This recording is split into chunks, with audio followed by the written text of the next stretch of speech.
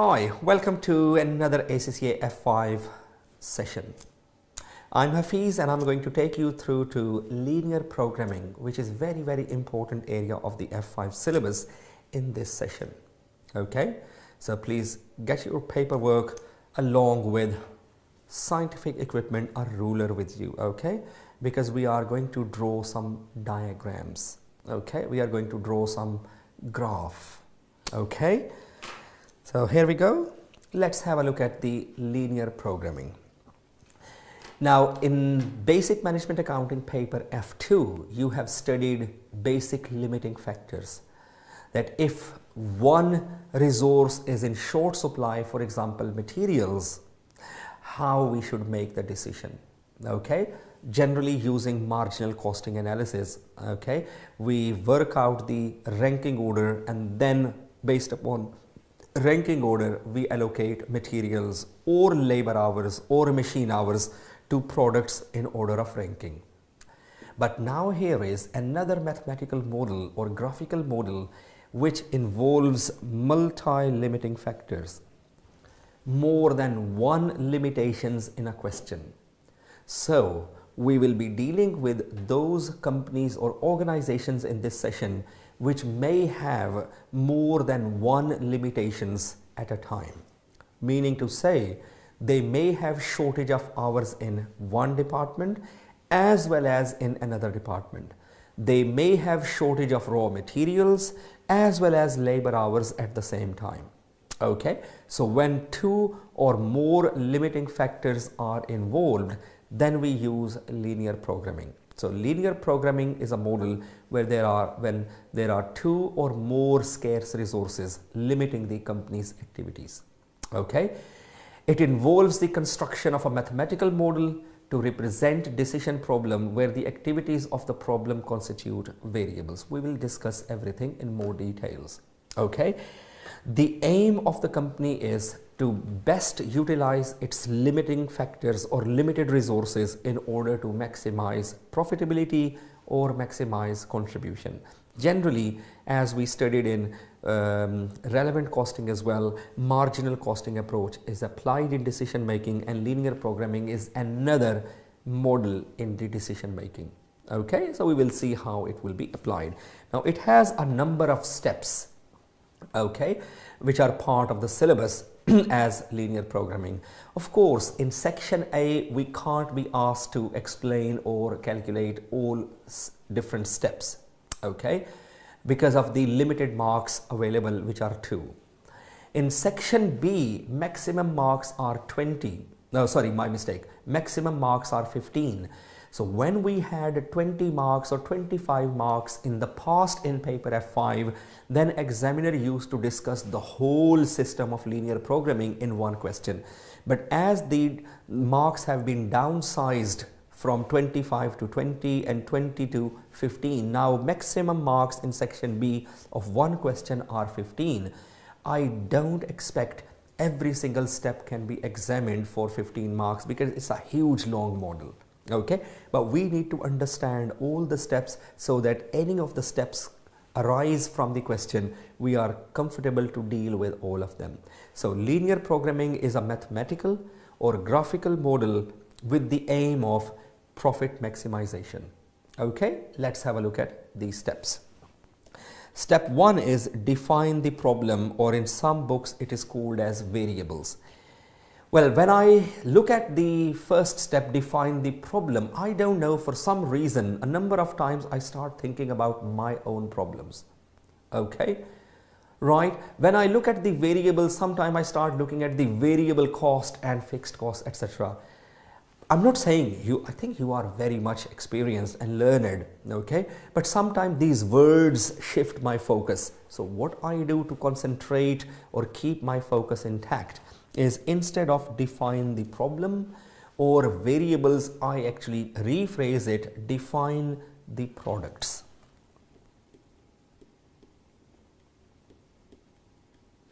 Now please remember, as far as linear programming model is concerned, it can deal with maximum of 2 products.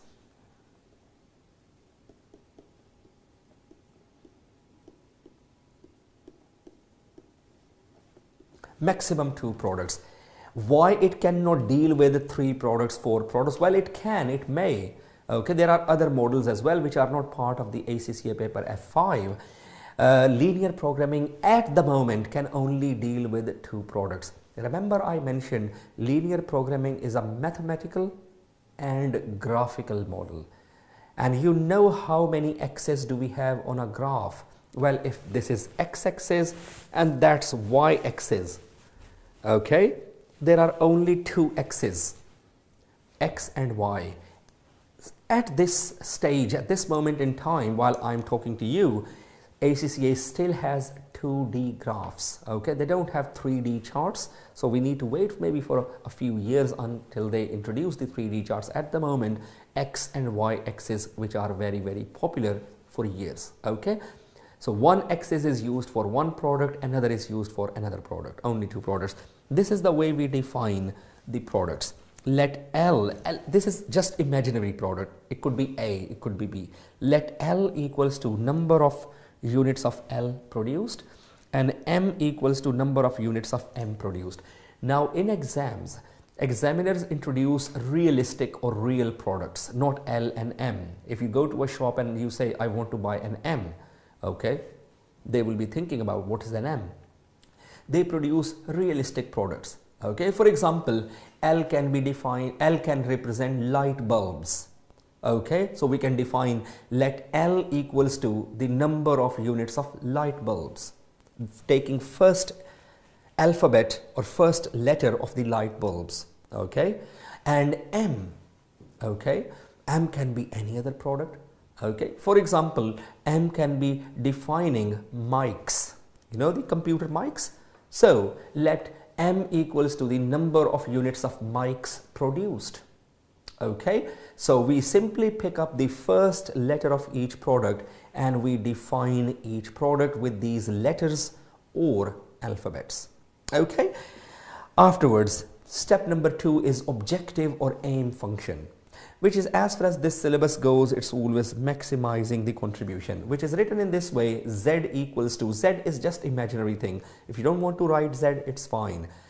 Objective function is to maximize contribution subject to 40L plus 60M. These are imaginary numbers, so please don't start looking at your books where 40 comes from or 60 comes from. Not to worry, I'm explaining. These are imaginary hypothetical numbers. 40 and 60 simply represent contribution from each M and L. Okay, that contribution of L is $40 per unit and contribution of M is $60 per unit. So examiners give us contribution in the exams, how much contribution comes from one product and how much contribution comes from another product. And whatever the contribution is, simply the number value of the contribution we attach with the letters of each product. If the contributions are 10 and 20, so 10L plus 20M. If contributions are $40 and $60, contribution function becomes 40L plus 60M. As simple as that. What if contribution is not given in the question in a clear way? It's not given as 40 and 60. What can we do to find the contribution? Oh, well done. If contribution is not given, it is not difficult to find out. All we need to do is, contribution is simply selling price of any product minus variable cost of the product. And variable cost is direct materials, direct labor and variable overheads. So selling price minus variable cost equals to contribution. So if we are asked to calculate contribution, we can. In most cases, it is given. Okay. Step number 3, constraints. Define constraints. Now, these constraints are limited resources available. Okay. These are limitations. These are the limited quantity of resources. Let me read how resources are written, and as I said, these are just examples. So please don't worry about the numbers. These are just examples. I'm going to use a proper question, and I will set up all of them in front of you. Okay, labor, for example, it says 3L plus 4M less than or equals to 15,000. Let me discuss one only, labor, and you can apply the same idea to materials as well. It simply shows that 1L is produced in 3 minutes or 3 hours. So 3 represents time of 1L. It can be minutes, it can be hours. So 1L is produced in 3 minutes or hours, and 1M is produced in 4 minutes or 4 hours. Okay, and 15,000 is the maximum number of minutes or hours available in this period. Okay, so 15,000 hours will be used up on L and M in proportion of 3 and 4. We may be able to use 100% of 15,000 hours to produce L and M, or some of the hours may not be fully used. Okay, meaning to say, if we produced X number of L and M and we are left with 1 hour only, now any of the product cannot be produced in 1 hour. Time of 1L is 3 hours and time of M is 4 hours. So this 1 hour cannot be used, and that's where this inequality sign comes, that 15,000 hours may be fully utilized on L and M, or 15,000 hours may not be utilized on L and M, and some hours, 2, 3, 4, 5 hours may be left unused. Is it okay? Same idea you can apply to materials as well. There is another one which is called as non-negativity. Non-negativity is that when we construct linear programming model, we can produce some M or L, okay? But we should not get any answer on the calculator which is giving us some units of L and some minus units of M, meaning 2,000 units of L and minus 1,000 units of M, because we do not believe in negative production. So both M and L or any product should be produced in positive values, that 0 or above. We will either produce any product or we will not produce any product, but we will not produce in such a way that some product is coming in positive value and some units are negative. For example, how would you feel if you go to a shop and you ask, I need 1 shampoo and minus 2 soaps, and the shopkeeper might be thinking, what does it mean by minus 2 soaps? If you ask 2 soaps, 2 pieces of soap, okay, they will hand over 2 pieces of soap. You can pick up 2 pieces of soap. But what if you ask, I need minus 2 shampoos? And they will be thinking about what sort of minus 2 shampoos can be. Okay, so we don't believe in negative production. Okay, then we will look into plotting the graph, and in plotting the graph we will be looking at ISO contribution line, and in the graph we will look at the optimal production schedule or optimal production plan, which will have a number of ways to find out, and I will talk about the most easiest one and the one which examiners expect. Okay, right? So that's the idea we need to learn. Once we have learned up to here, then we will be talking about some further considerations into linear programming, which are the ideas of slack and binding resources, or slacks and shadow prices. Okay, but it is too premature if I talk about slacks and shadow prices at this stage. Let me explain everything about linear programming up to here. Okay, identifying the optimal production schedule. Once I have done it, then we will talk about slacks and shadow prices. Is it okay? So let's have a look at this example, which is dealing with the linear programming. Now, there are 3 requirements you can see, A, B, C.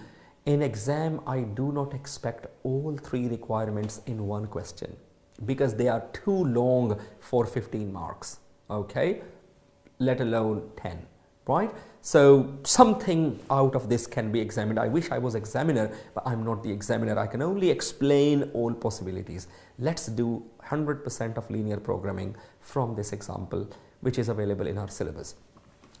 A company makes 2 products which are X and Y, just any imaginary products, okay, within 3 departments which are A, B and C. Okay, so product goes into A, then goes into B, and then goes into C. Production times per unit, contribution per unit, and the hours available in each department are shown below. So the example has been made slightly easier in a way. It looks easier. It's very long, but it looks easier because we made some numbers for your convenience so that you are not involved in basic calculations. Contribution has been calculated for us and you don't need to worry about. Okay, so you can just concentrate on the pure linear programming concepts. So contribution per unit is 4 and 8 respectively for X and Y. Then we are given 3 departments A, B and C. Maximum capacity in hours of each department is given that we don't have more than 11,000 hours in A. Maximum hours available in B are 9,000 and maximum hours available in C are 12,000. So maximum availability of resource is this. Okay, these are limitations. So anything available in limited quantity is a constraint. Okay, then we are given the hours per unit.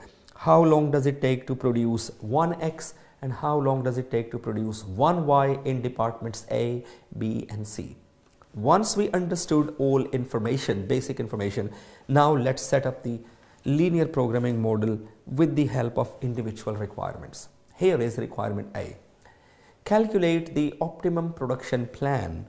Remember in throughput accounting we had developed optimum production plan when there was only one bottleneck chosen.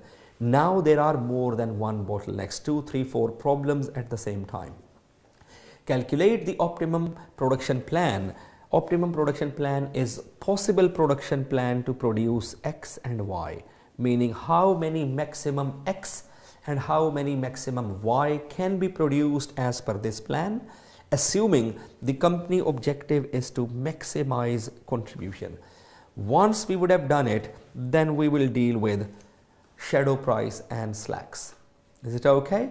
Let's set up the whole linear programming model step by step. So step number 1 is define the products which have been defined to us, but we need to write down like this in exams. Okay, let X equals to number of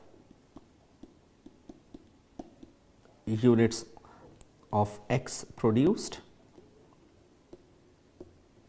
and let Y equals to number of units of product Y produced, and job done. And believe it or not, half a mark for this step is available as well.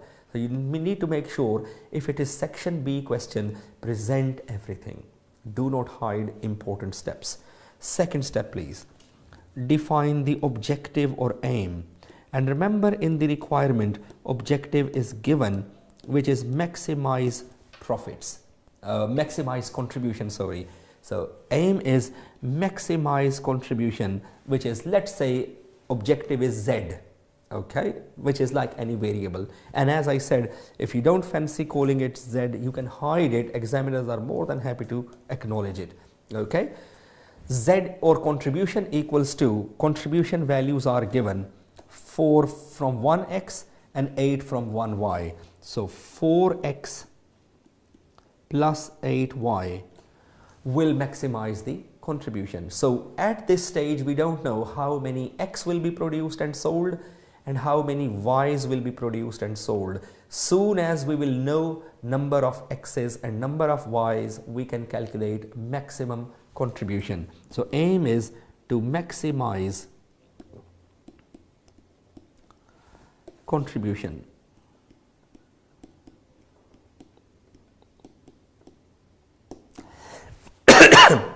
Okay, here is step number 3, constraints.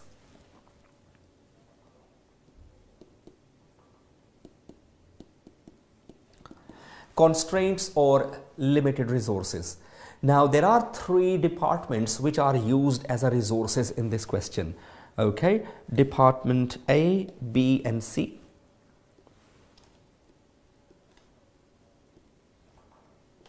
There are 3 resources or departments which are used in here where the capacity of these departments is limited. Okay, so first one is department A, 8x plus 10y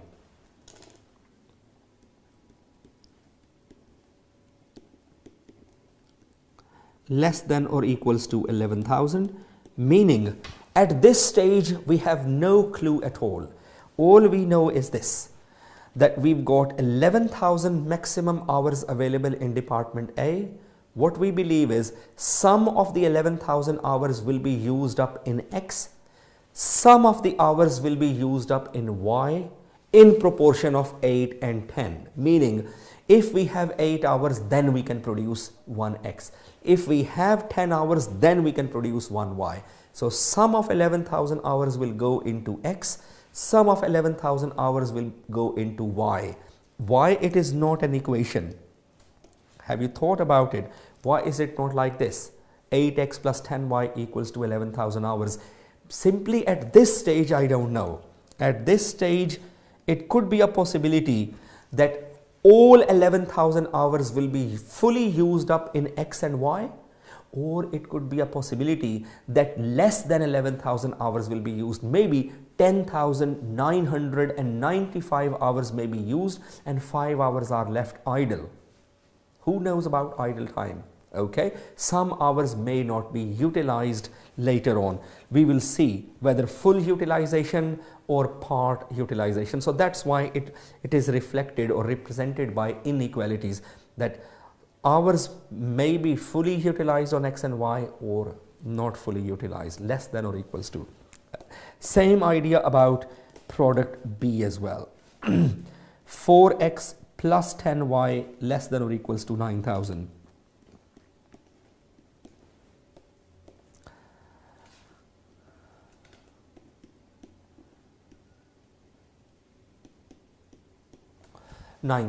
Okay, and so on. 12 and 6, 12x plus 6y less than or equals to 6,000. Okay, so these are the constraints given in here. Nothing else is given, but I can introduce you. Number one, which sometimes a number of us we forget about it, and that's called as non-negativity. Make sure non-negativity must be shown to the examiner. Reason being, it carries minimum half a mark, and trust me, I've seen people failing their exams with 47, 48, 49 marks. Okay, and that really hurts if somebody fails with 47 or 48 marks or 49 marks. I wish I had one extra mark and I would have been on the other side of the equation. Okay, so make sure any steps we discuss in different topics, those must be presented to the examiners, because it's a stepwise marking. Okay, you don't know whether you will get final answer correct or not. Okay, so even final answer is wrong, but these steps are there, you will keep on gaining the marks. Meaning, if my final answer after all the steps is utterly wrong, but 70% of my steps are correct, I would still get 70% marks. So please make sure stepwise calculation must be there in exams to avoid any risk of failing the exam. Okay, non-negativity constraint is that production of X and Y is positive, should be positive, meaning greater than or equals to 0. Okay, 0 or above units of X and Y will be produced, not below 0, because below 0 is -1, -2. In some questions in exams, we may be given demand constraint, which is not given in this question. Okay, so let me repeat. In this question, we do not have any demand constraint, but in exam questions, it can be given. Okay, which is maximum production of any product or minimum production of any product, meaning in some cases we may not be allowed to produce more than a certain quantity, and in certain cases we may not be allowed to produce less than a certain quantity, where we sign up any agreements with other clients. Okay, but it's not given. If it comes, please make sure demand constraint must be shown. Okay, so I can write down not given in this very question. Okay, is that all right? Once we have done the constraints, then the next step is number 4, which is the graph. Okay, so here is our graph.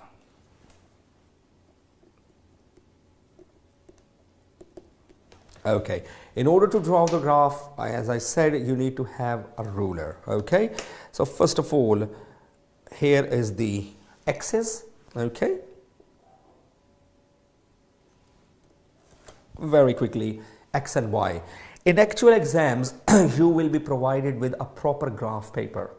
Okay, and if you have the proper graph paper, your results will be even more accurate.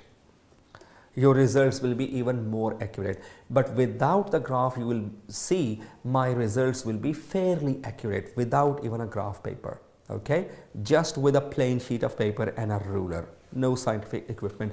Otherwise, in real life, we use the spreadsheets to draw any diagrams, charts or graphs, okay, which are very perfect or accurate. Okay, so here is the idea. First of all, make up your mind which product you want to show against X and which product you want to show against Y. Completely your choice, because the names of the products are X and Y, so I can show units of X on X-axis and units of Y on Y-axis. Now please bear in mind, it wouldn't make any difference if you plot X on Y-axis and product Y on X-axis. It wouldn't make any difference. Only one thing you need to keep in mind. Once you have decided which axis to go for which product, be consistent throughout. Is it okay? So consistency is more important rather than the choice of which product along which axis. Okay. Now the second most important thing is scale. After you define the axis, second thing is the scale. Scale should be very appropriate, meaning scale should not be going out of the graph paper, and the scale should not be very, very narrow. You can't even read the lines. So scale must be widely explained or widely shown, but reasonable one. How can we develop the scale and lines on the graph paper? Here is a way. Okay, we develop a little table in front of each constraint. There are 3 constraints. Okay, department A, department B and department C. Ours in 3 departments are constraints or limited quantities. Okay, what we can do is we can develop a table which is based upon a management accounting idea of maximum resource allocation or maximum production. Okay, now it takes literally less than 1 minute to develop this table. You will see it will take less than a minute. It takes more time for me to explain the whole idea. Maximum production table is simply this, that we assume for a moment, okay, it will not happen. We will just assume for a minute because we just want to get some quadrates for each product, each line. Okay, idea is this: maximum resource allocation or maximum production works in this way, that if I assume for a minute there is no product Y.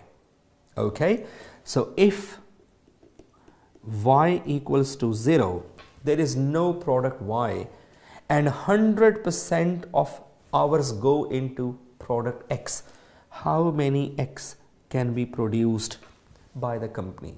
So if there is no production of Y, for example, for a second, assume, and 100% of time, 11,000, 9,000, 6,000 go into making X, how many maximum production of X can be possible? This is called as maximum resource allocation or maximum production. How it works is this. First of all, let's assume Y equals to 0. Okay, there is no Y. So from department A, can I make like this? 11,000, if full hours go into X, 11,000 divided by 8, divided by 8X. We can produce maximum of 1,375 units. So if there is no Y and 11,000 hours are fully used up in X, we can make maximum of 1,375 units. Okay, here we go. Let's assume for the second department B that if there is no Y and all 9,000 hours are fully used up in X, how many X's can be produced? So 9,000 divided by 4X gives us 2250. That's why I was saying it literally takes less than a minute to develop. All we need to do is, there is no Y, 6,000 divided by 12, which is, sorry, it's not 6,000, my mistake, it is 12,000. So 12,000 divided by 12, which is 1,000. Maximum units of X can be produced from C. Here we assumed if there was no product Y was 0 and 100% resource was making X, X and X, okay, in each department. Now let me do the other side. What if there is no product X and 100% of the time is used up in Y?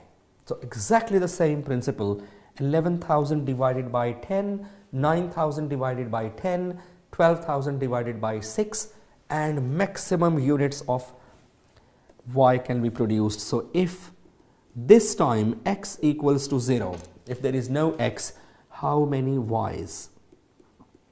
Okay, so 11,000 divided by 10 is 1100, 9,000 divided by 10 is 900 units of Y, and 12,000 over 6, 2,000 units of Y can be produced. Keep in mind, we will not do it in reality, okay? We are just constructing a graphical model, okay? This will give me two benefits. First benefit is the scale, okay? Scale is this, that if I look at each column, for example, X, maximum X in this column is 2250, meaning to say my X-axis, this X-axis cannot go more than 2250, okay? Number one. If I look at the second column, which is for Y, maximum units are 2000, meaning my Y-axis cannot be more than 2000. So that tells me how appropriate a scale could be, okay? And then I can define equal intervals. So 2250 is on the X-axis, okay? So if, for example, if I choose 400, a scale of 400, I just need to make sure that my intervals are equal, which is 400, 800, 1200, 1600, 2000, 2400, and I think I'm more than okay, right? It's neither too narrow nor too wide. Within graph paper, it can easily be seen. And on the y-axis, it's the same, 2000. So if, for example, here is 400, 8, 12, 16, 2000, or if you fancy, you can change the scale, completely your choice, okay? It is completely your choice.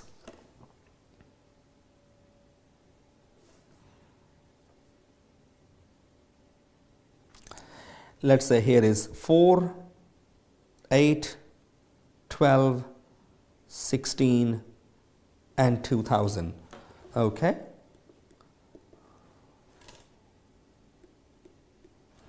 Okay, 400 on each side. Doesn't have to be 400 on each side. I could have chosen 300 on y-axis as well. Only one thing I have to be careful about, that the gap between that should be equivalent, meaning if I'm choosing 0 to 400, next interval should also be 400, meaning 0 to 4 and then 4 to 8, 8 to 12, 12 to 16, 16 to 2000, okay? It should not be changing, okay, block by block. Is it okay? Once I have defined the scale, now I'm looking at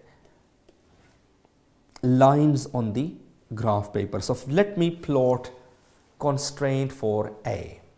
By using the hours of department A, we can produce either 1375 units or 1100 units. So 1375 approximately come here, 4, 8, 12, 16. So approximately 1375 comes here.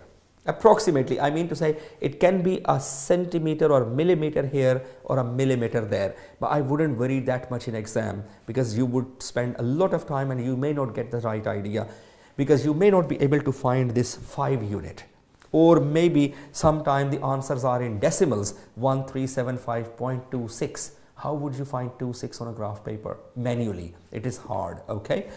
And on the other side we have 1100. So 4, 8, 12, and just below 12 is 1100 units. Okay, once I have defined these 2 points on X and Y, then I'm going to join these 2 points with a straight line. Now please keep in mind, I'm using different colors so you can easily see and distinguish lines. Okay, in exam you are not supposed to use any other color, just black. So make sure you should write, okay, either full equation of department A or just the title of this department, which is A, somewhere at the corner or edges, so that everybody can easily see. Okay, afterwards, second pair or combination is 2250. So 2250, which is 8, 12, 16, 2000, 2400. So 2250 approximately lies in here. And on the other side we have got 900. 900 is 4, 8, 12. Okay, so just here somewhere 900 approximately. Okay, and if I show slightly different color now, so you can easily differentiate these lines.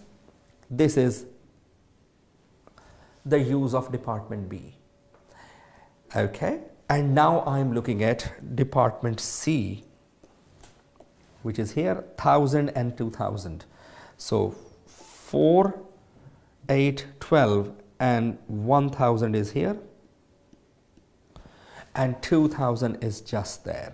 Okay, so let's use another line, another color. Okay, and this represents the use of department C. Is it okay? Now that gains 1 mark for every line. If it is reasonably okay, not 100% correct, but reasonably correct, it gains you 1 mark for each department or each resource. Okay, once you've done it, now afterwards the next aim is, where is the production possibility? For example, remember what we are doing. We are trying to calculate units of X and units of Y to maximize profits. Okay, what if I ask you, is it possible to produce at this point X? I agree it is not possible to produce at this point X. Why? Because we don't have any hours of department A, B or C at this point X. Okay, can we produce units of X or Y at this point? No, we can't produce on this point, because on this green line we do have hours of department C, but the hours of departments A and B have been fully consumed, because you know how X and Y will be produced. X and Y will start from 0 when we don't have any X, no Y, and then 1X, 1Y, 1X, another Y, and so on. So the production will move like this, X and Y production, okay, from 0 onwards. So as we will reach at red line, it means now the availability of red has finished, and soon as we go past this red line, okay, from here or from here, means the red resource has been fully used. Soon as we go past this blue line, it means the resource, blue resource, which is department B, hours have been fully used up. So even we have hours in department C, but if the hours or time in departments A and B have been fully consumed, we can't move any further. So X and Y will only be produced if we have time in departments A, time in department B, and time in department C. If the time in any of the three departments is fully consumed, our production will stop. So here is something called as feasible area. There are different names of this. Some people call it feasible region, some people call it feasible area, and some people call it production possibility frontier, meaning where the production is possible. So I can show you with highlights, okay, but I will tell you how you need to present this feasible region where the production is possible in this graph. Production is possible in this highlighted, and soon as any of the lines, green or red or blue, soon as any of the three lines, whether we go past by here or we cross here or we go away from here, soon as any of the line will be crossed, touched over, okay, the resource would be finished. Okay, so production is only possible if all three lines or hours in all three departments are available with us. Okay, this is called as feasible region. This, okay, but you can't show different color of highlights. So what we do is we look at the corners or edges of this feasible region. For example, let's say this is O. Okay, second corner is this. Okay, for example, I can make it P, okay, just imaginary anything. Here is another corner Q, here is another one QR, and here is another one which is S. So any corners or edges of this boundary, okay, they can either be labeled with alphabets or letters, or they can have numbers, I mean to say 0, 1, 2, 3, 4, completely your choice. So I can tell examiner feasible area is between O, P, Q, R and S, and I will gain one more mark from the examiner. Once it is done, now the last bit, which is called as calculating optimal production plan, meaning where the maximum contribution or maximum profit lies. Now idea is simply this.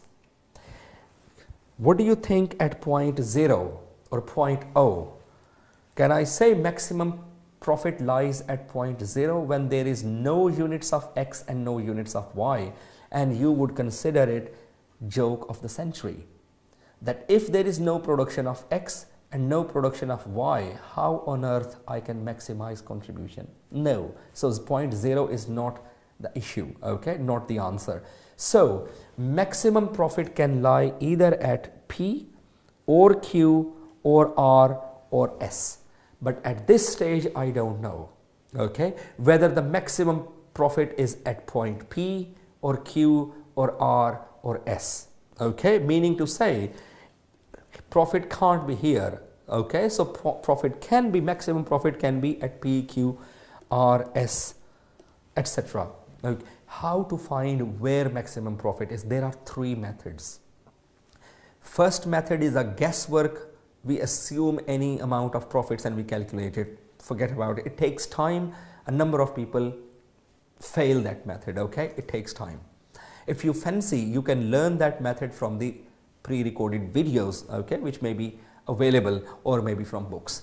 Second method is trial and error, but forget about that trial and error. What we do is that each point, for example, P, Q, R, S, we try to see how many units are at P, how many units of X are at Q, how many units of X and Y are at R, and how many units of X and Y are available at S.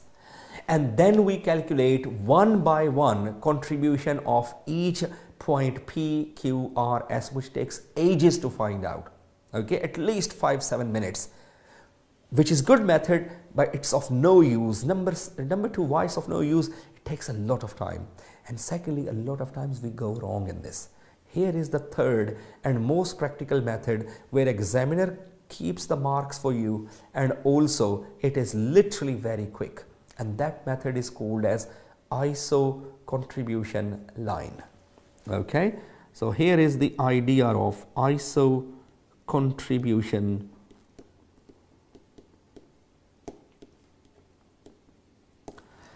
What if I give you a method which you can use, and in 10 to 15 seconds, or let's say worst case scenario, lazy people like me take 20 seconds or 30 seconds, and in 20 or 30 seconds you can find 1 mark from the examiner. It's not bad, is it?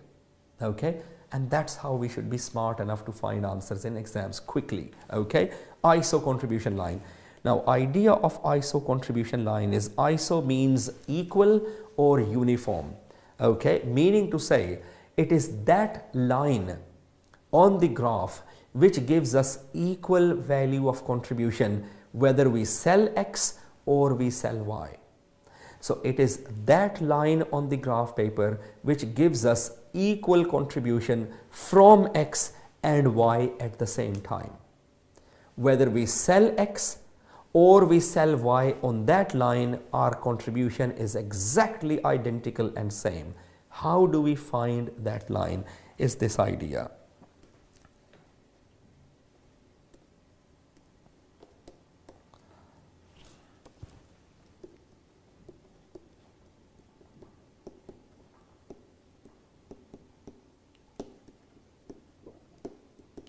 ISO contribution line. Okay, what we do is, first of all, we write the contribution function. Remember, the contribution function was, if I go back into there, here was the contribution function 4x plus 8y.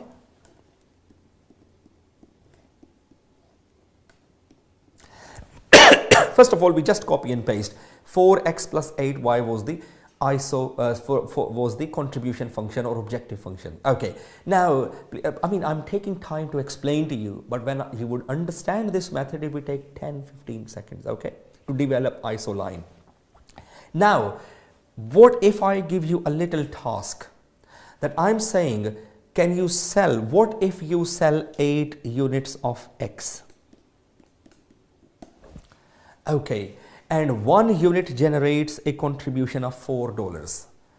Contribution of 1x is $4. And what if I say, for example, if you sell 8 units of X, how much will be contribution? And you'll tell me, oh, come on, you're an accountant, can you multiply 4 times 8 equals to 32? Okay, fair enough, I appreciate your answers. Second assumption.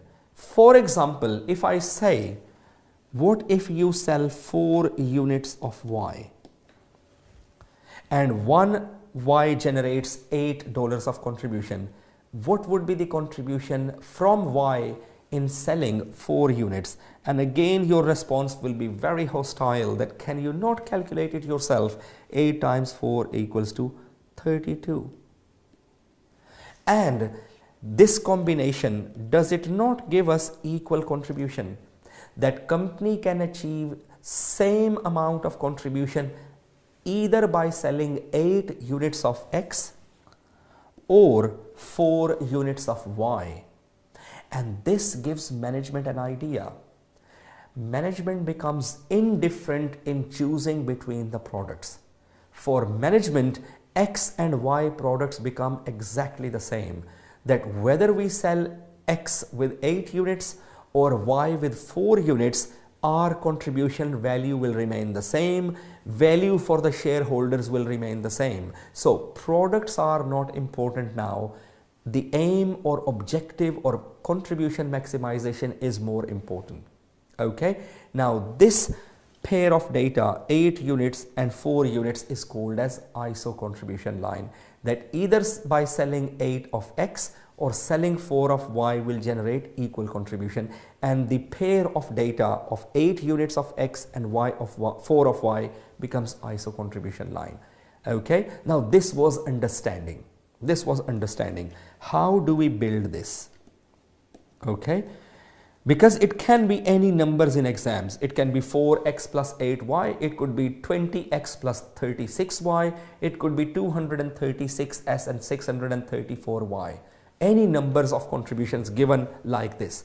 All you need to do is simply reverse the order.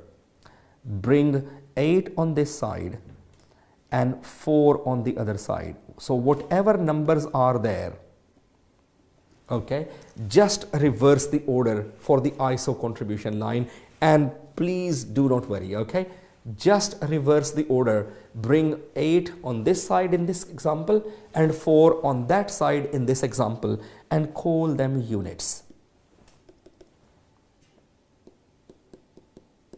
That now these are 8 units of x and 4 units of y. So if we multiply 4 by 8, 32, and 8 by 4, 32. So mathematically we can apply this trick quite comfortably. Write down contribution function and reverse the numbers. Don't reverse the alphabets, reverse the numbers. 8 on one side, 4 on the other side, okay, and call them units. Now look at your scale. Can you slot or show 8 units of x and 4 units of y when your scale is 400 on each side? I think I will get 4 and 8 somewhere here. I can't even see it myself, okay, let alone other people, right? Because 4 and 8 units are so small, not to worry. Look at your scale. So first 5 seconds reverse the order, then look at the scale very quickly, 2-3 seconds. If your scale is in 2 zeros, meaning 400, 800 and so on, if your scale is in 2 zeros, in hundreds, multiply this by 100 and multiply this by 100, and that will give you 800 units of x and 400 units of y, and this pair of data becomes ISO contribution line. So contribution function number 1, reversing the order and looking at the scale.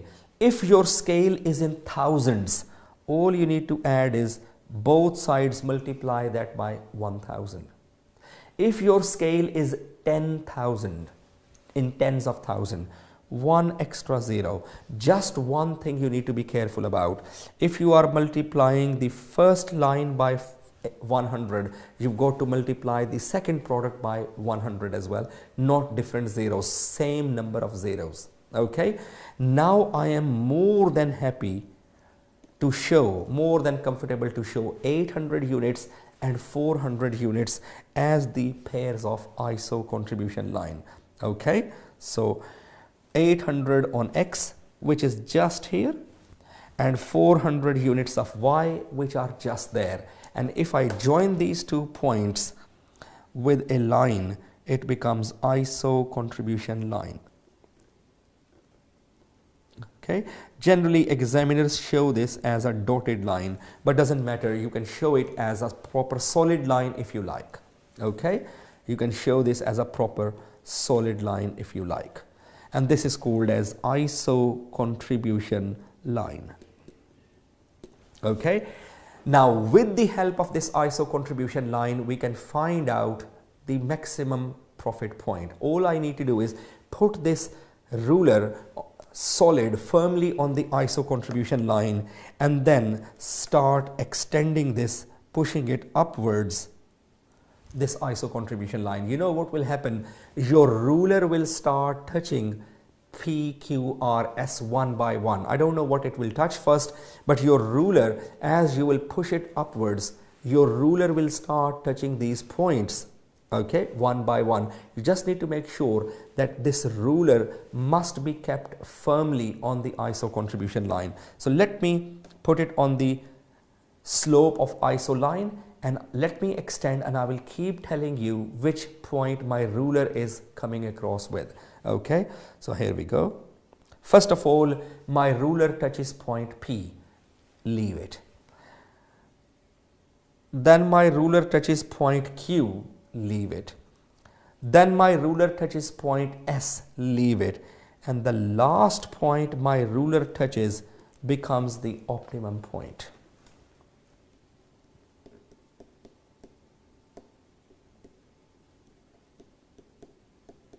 Okay, so let me do it again. I will put my ruler firmly on the slope of iso line and I will start pushing it upwards, because I need to go away from 0, not near 0.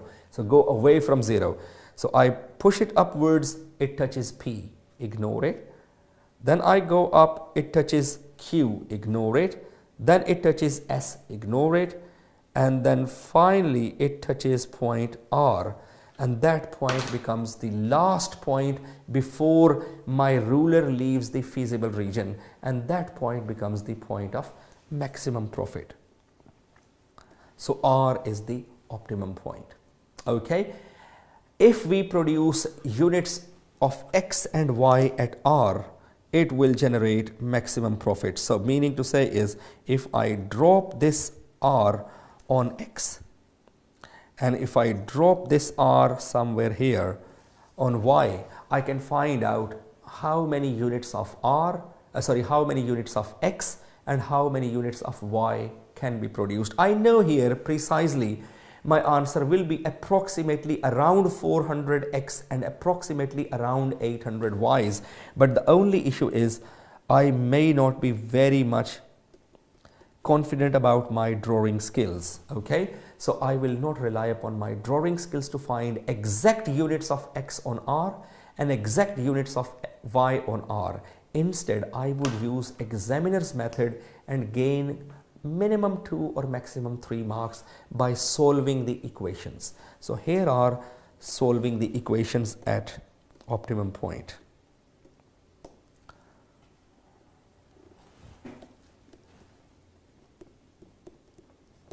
Solve the equations to find optimum point, meaning how many X and how many Ys, how many units of X and Y at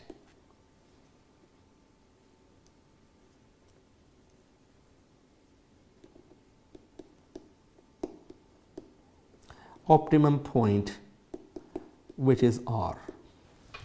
Optimum point, which is R. Now some people, they are more mathematical and they start thinking this way.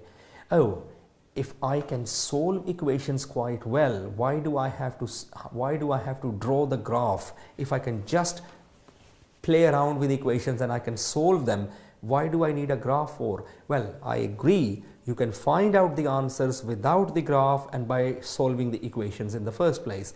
But you would lose more than 50% marks of linear programming question, because nearly half of the marks of linear programming question are for the graph. And if you don't present the graphs, you will find 2-3 marks finally, but not good 6, 7, 8 marks from the graph. So please, it's not like the matter of ego that I can solve it. No, I need to solve the way examiner wants me to solve.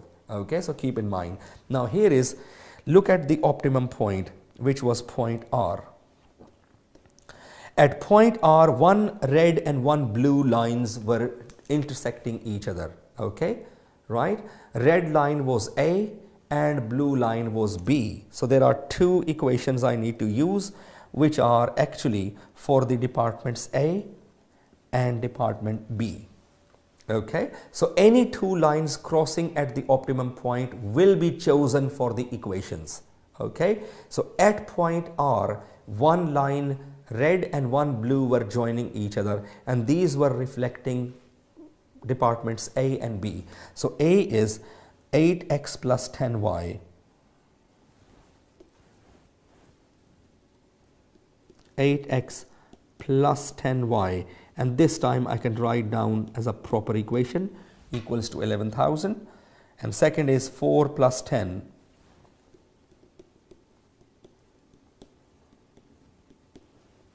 equals to 9,000. Okay, now there are a number of ways to solve it. ACCA examiners use the couple of step method to solve the equations. One is elimination and second is substitution. So elimination works in this way: let's subtract one equation from the other. So for example, this is equation number 1 and this is equation number 2. For example, let's deduct equation number 2 from equation number 1.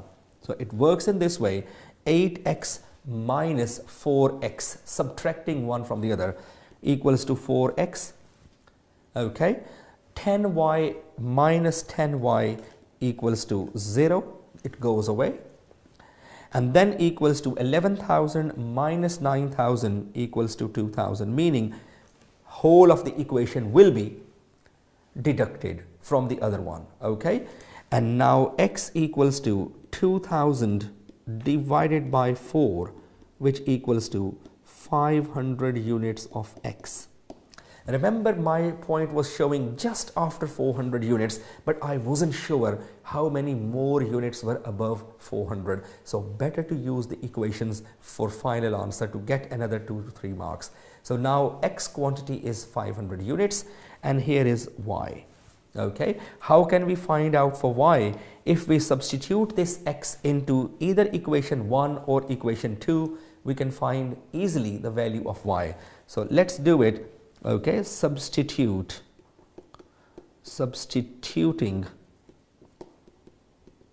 x into, for example, second equation.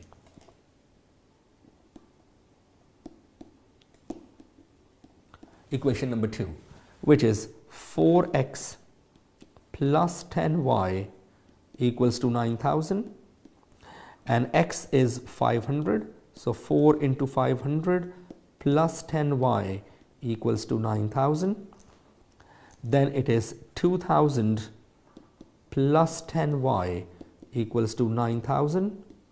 Then 10y equals to, take this to the other side of the equation by changing the signs, 9,000 minus 2,000, and that becomes 10y equals to 7,000, and 10y equals to 7,000 divided by 10 equals to 700 units.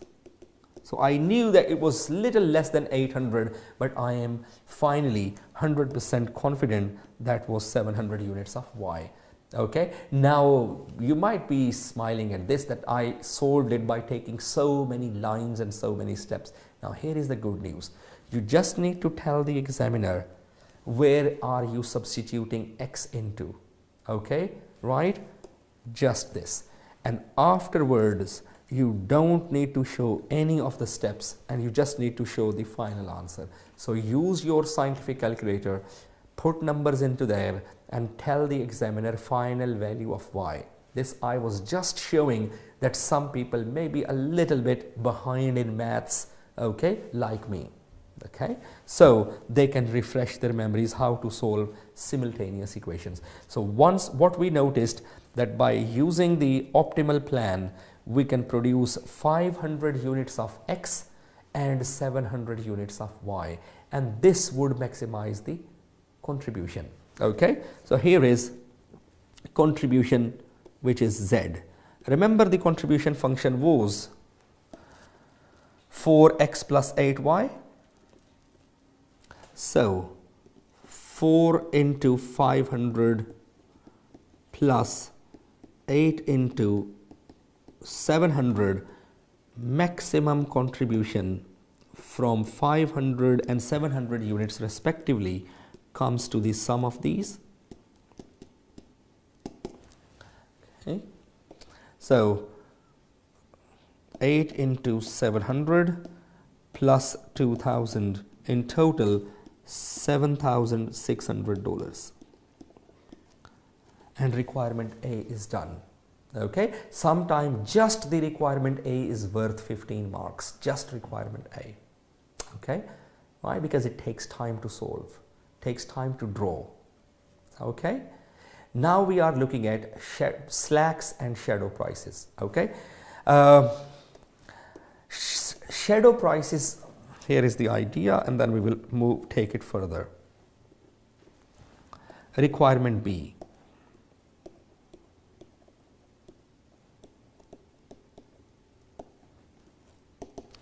Okay, shadow price is calculated for the binding resources. Binding resources are those resources which have been fully used up in producing 500 units of X and 700 units of Y, meaning binding resources are fully consumed resources in production process. It is full application of a resource. 100% of time, 100% of materials have been used, and that resource is called as binding resource. Second idea is slack resources. Slack resources are those resources which are semi-utilized, which are not fully utilized in the production process. So a question arises, if one type of machine hours have been fully used up and another type of machines are still available, what shall we do?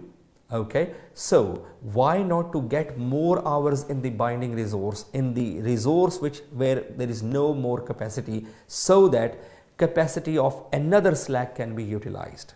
Okay, so idea of shadow price is this, because binding resources are fully consumed resources. Fully consumed or fully utilized resources, and we don't have any more quantity left. Okay, now the question arises, we need to buy more.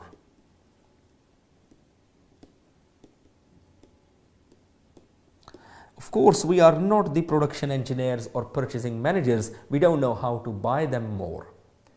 Being an accountant, we need to answer this question. Wherever you buy from, fine. I can tell you what maximum to pay when you will be buying more. So shadow price is simply maximum premium above normal price to pay to buy a limited resource. Okay, it is the maximum premium above normal price to pay to buy a limited resource. How it is calculated, how shadow price is calculated is very simple. All we need to do is we need to resolve the equations again. Okay, like this. Original equations, remember, was 8x plus 10y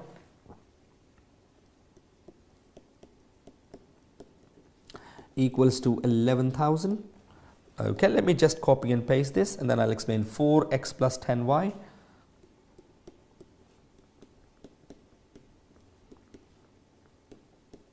equals to 9,000. Okay, now here I can tell you a little clue as well, which resources are binding resources. So idea is simply this. If you go back to the graph again, I can tell you any lines which are crossing at the optimum point. For example, point R was the optimum point. Any lines crossing at the optimum point become the binding resources, meaning the hours in A and hours in B have been fully used. Okay, and afterwards, can you see little gap between R and this green line? And green line is this department C. And this gap between R and line for C tells us the surplus or slack.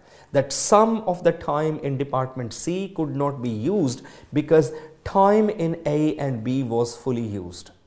Because the time in departments A and B was fully used up, therefore some time in department C was left idle or surplus. Okay, that's called as a slack. Okay, I'll calculate it afterwards. So lines A and B are binding resources here.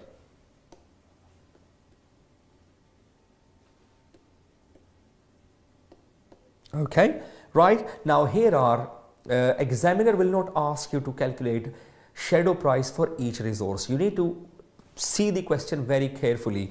That the question here is calculate shadow prices for the binding constraints. I know binding constraints are A and B, but in examiner will ask you calculate the shadow price for A or calculate the shadow price for B, because it's always calculated one by one. Okay, let me write down the steps for you for the shadow price.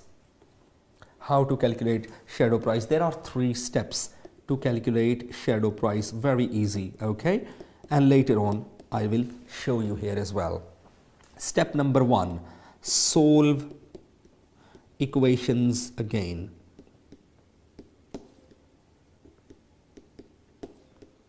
by adding 1. Okay. For example, examiner is asking us to calculate shadow price for A. So here is the meaning of adding 1.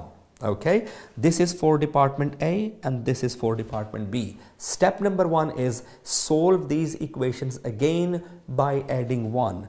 So if we are asked to calculate shadow price of A only, okay, then we will add 1 to the total available hours. What if we didn't have 11,000 hours? What if we had 11,001 hours available in A? What difference it would have made?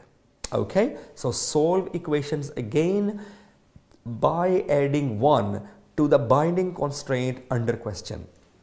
Let's solve them again. Elimination. Minus, minus, minus. 8 minus 4 is 4 as before. 10 minus 10 goes away.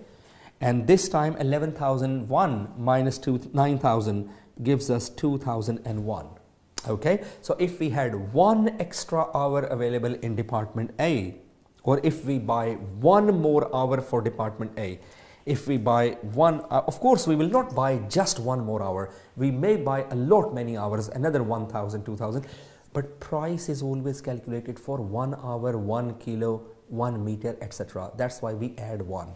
So if we had 1 extra hour in, or if we will have 1 extra hour in A, how the production will change. So 2,001 divided by 4, we will get 500.25 units. Here is the substitution. Exactly the same idea. Let's substitute x into, let's say this is equation 1 into equation 1. Okay, and it comes 8x plus 10y equals to 11,001. X is 500.25 plus 10y equals to 11,001, and from here you just need to tell the examiner what is the final value of y. You don't need to show further steps. Okay, that's what I was talking about before. Into 8, then minus 11,001 divided by 10, we get 699.9 units. This is called as revised production plan. Okay, so solve the equations again by adding 1 to get revised number of units. Step number 1. Number 2, calculate revised contribution. So when our units have changed, our contribution will change. Here is the step number 2. Okay, when units have changed, our contribution will change. Now the contribution will become, remember contribution was 4x plus 8y. So 4 into 500.25 for x plus 8 into 699.9, and here is the total contribution. 4 into 500.25 plus 8 into 699.9, and in total it is $7,600.20. Okay, step number 2. Step number 3 is revised contribution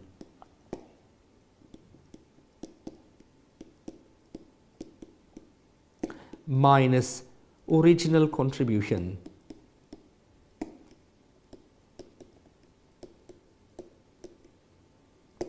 equals to shadow price,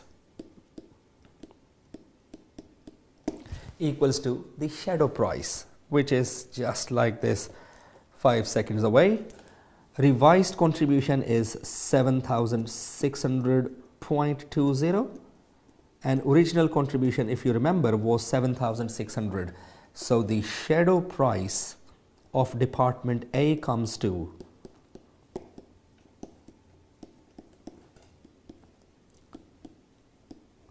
20 cents per hour, meaning whatever we are spending on department A per hour, on top of the normal price, we can afford to pay an extra 20 cents per hour. So shadow price is actually increased amount of contribution. So extra contribution develops the shadow price, that up to 20 cents per hour we can still afford to pay to acquire more hours in department A. You can apply the same steps to develop the shadow price for department B. Only one thing, don't add 1 into the department A, but add 1 into the total hours of department B, and the rest of the 3 steps which I have listed down here, just follow in the same way. Is it okay? That was the shadow price. Here is, before we wind up the session, requirement C. Calculate the slack for department C. I shown you slack was department C anyway. So slack is also called as surplus.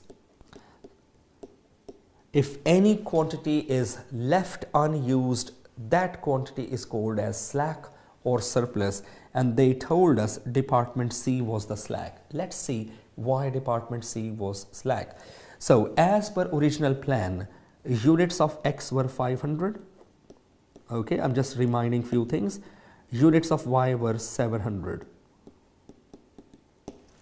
Is it okay? Right? 500 units of X were produced, 700 units of Y were produced. Now let's go back to the question and look at the department C. So if I remove all other rubbish from here and just show you department C. Department C says it has 12,000 hours available, 1X consumes 12 hours and 1Y is produced in 6 hours.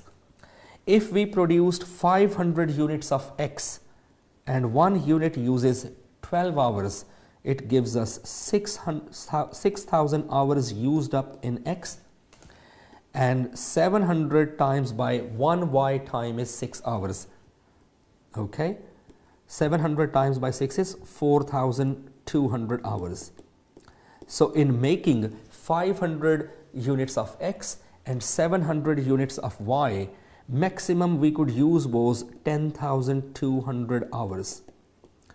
And remember what was available in department C. Available was 12,000. I can take you back here again. Maximum available in department C was 12,000. Okay. And can you see some surplus arising from here? Yes. Surplus or idle hours, which we don't know how to do it because the hours in A and B have been finished. So 1,800 surplus hours are still available. This is called as slack. Okay.